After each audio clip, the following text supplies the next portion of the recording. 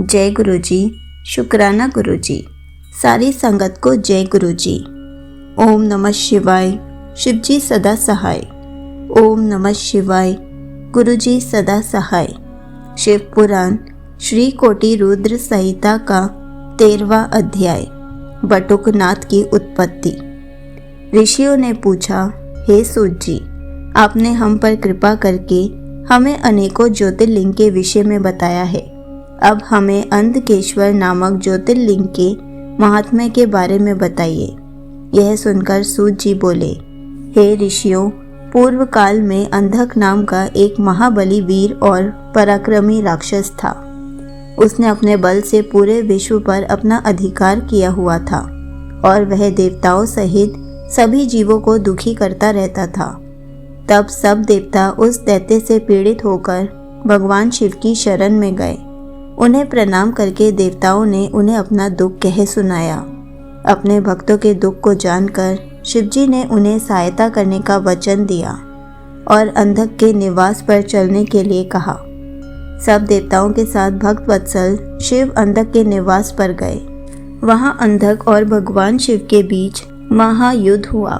त्रिलोकीनाथ भगवान शिव ने अपने त्रिशूल से ज्यों ही अंधक को मारा, वह छटपटाते हुए बोला, हे देवादिदेव, कृपा निधान, मैंने सुना है कि मरते समय शिवजी के दर्शन करने से शिव पद की प्राप्ति होती है। मैंने अंतिम समय में आपके दर्शन कर लिए हैं।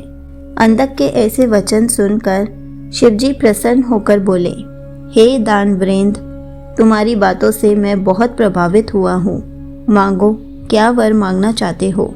शिवजी के ऐसे वचन सुनकर अंधक बोला, भगवान, मुझे अपनी अविचल भक्ति प्रदान करें और यहीं पर स्थित होकर जगत का कल्याण करें। तब अंधक की बात मानते हुए शिवजी ज्योतिर्लिंग रूप में वहां स्थित हो गए। इस प्रकार सविधि पूजन करने वालों की सभी मनोकामनाएं पूरी होती हैं। यह ज्योतिर्लिंग अंधकेश्वर नामक से जग प्रसिद्ध है।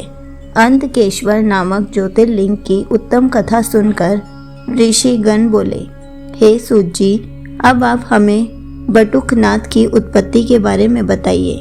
तब सूत जी बोले, हे ऋषिगणों, प्राचीन काल में दधीचि नामक एक धर्मात्मा शिव भक्त हुए हैं, जो संपूर्ण वेदों के ज्ञाता थे। उनका सुदर्शन नाम का पुत्र था। वह भी अपने पिता के समान सर्वगुण संपन्न था। उसकी पत्नी दुकुला नीच कुल की थी। उसकी भक्ति में कोई रुचि नहीं थी। उसके 4 पुत्र हुए। एक दिन दधीचि मुनि को किसी कार्य से कहीं जाना पड़ा।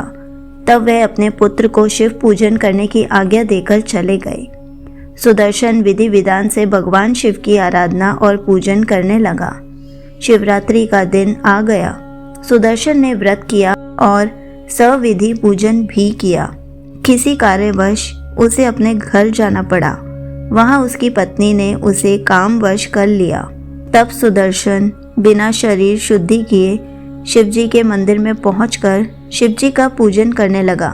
इससे भगवान शिव अप्रसन्न हो गए और उन्होंने सुदर्शन को जड़ बुद्धि होने का शाप दे दिया। जब मुनि दधीचि वापस लौटे तो उन्हें सारी बातें पता चली। उन्हें यह जानकर बड़ा दुख हुआ कि उनके पुत्र ने सारे कुल को कलंकित कर दिया है। वे शुद्ध हृदय से जगदम्बा पार्वती जी की आराधना करने लगे। उन्होंने विधि विधान से पूजन कर जगदम्बा को प्रसन्न कर लिया। देवी पार्वती ने प्रसन्न होकर उन्हें दर्शन दिए। तब दधीचि मुनि ने हाथ जोड़कर उन्हें प्रणाम किया और अपने पुत्र सुदर्शन को उनके चरणों में डालकर बोले, हे मातेश्वरी, मेरे पुत्र को दीक्षा देकर इसका कल्याण करो। इसकी बुद्धि को सही कर दो। इसे भगवान शिव के क्रोध से बचाकर उनका अनन्य भक्त बना दो। तब पार्वती जी ने सुदर्शन को जनेऊ पहनाकर उसे गायत्री मंत्र की दीक्षा दी। फिर देवी अंतर्धान हो गई। सुदर्शन ने षोडशोपचार से शिवजी का पूजन किया, जिससे वे प्रसन्न हो गए और उन्होंने उसके सभी अपराधों को क्षमा कर दिया।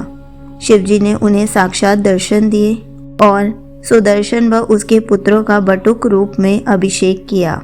आपका यह रूप सारे संसार में पूजनीय होगा। यह कहकर शिवजी अंतर्धान हो गए।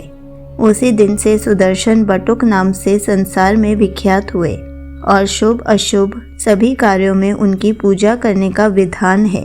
संगत जी, यहीं पर शिव पुराण श्री कोटि रुद्र संहिता का 13वां अध्याय समाप्त होता है। जय गुरु जी। शुक्राना गुरु जी।